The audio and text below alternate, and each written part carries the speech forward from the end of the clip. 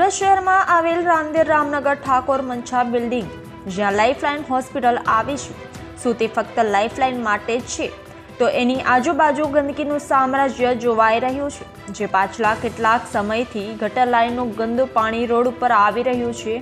તેનું રાંદેર મ્યુનિસિપાલિટી દ્વારા કોઈ પણ જાતની કામગીરી થતી નથી. ત્યાંના રહેવાસીઓ, સોસાયટી પ્રમુખ અબ્દુલભાઈ શેખ તેમજ સોસાયટીના અન્ય વ્યક્તિઓ વારંવાર રાંદેર મ્યુનિસિપાલિટીને લેખિત તથા મૌખિક જાણ કરી રહ્યા છે, છતાં કોઈ કામગીરી થતી નથી અને ગંદકીનો સામ્રાજ્ય દિવસે દિવસે વધી રહ્યો છે.